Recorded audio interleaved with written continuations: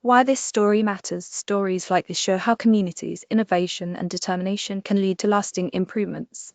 Quick summary: this story highlights recent developments related to heartwarming, showing how constructive action can lead to meaningful results. Rhea and Eddie Holmes credit family photo released when a Syracuse police officer got the call that there was someone living among the dead at Oakwood Cemetery. Yeah, I'll forgive them for perhaps being a little on edge.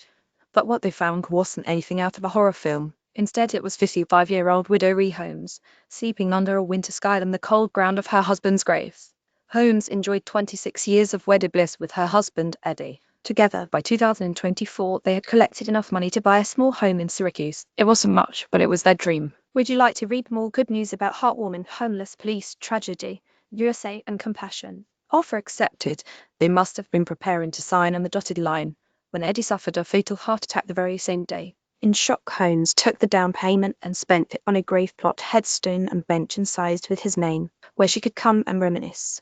However, without her beloved Eddie by her side, she slipped into depression, lost her job, and got evicted. Rudderless, directorless, and alone, Holmes decided to go to the only place in the world where she felt she belonged, the slab of marble where Eddie Holmes lay in eternal rest. Too proud to sleep at a shelter, she would volunteer at a food kitchen where she too could eat, and then, with night as her cloak, would slip into the cemetery to sleep under the stars, which she did from May of 2020 to this month.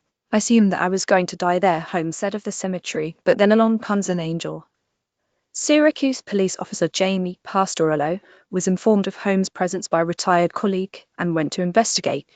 Helping hands to the homeless, retired cop Rahab's bus into mobile laundry. He now washes clothes for the homeless. First, he paid for a hotel room for Holmes, wrote CBS News' Steve Hartman in his On the Road segment. Then he connected her with the president of Lemoyne College, who let Holmes stay on campus while the students were on winter break. Lastly, he connected her with a non-profit called A Tiny Home for Good, which got Holmes her own tiny home at an affordable price. The Lost Street Journal boy who offers tombstone cleaning services wins national attention and donates profit to funeral charity. It was just the right thing to do, Pastorello told Hartman. And I wasn't going to let Rhea sleep outside again. A complete turnaround, in 20 days. She went from sleeping on the cold, hard ground in a cemetery to her own home. He visits her from time to time, and all at once, the warm, confident character that's easy to see how Eddie Holmes could have fallen for emerges, and one gets the feeling, writes Hartman, she won't go back to sleeping in a graveyard for a fair few years still.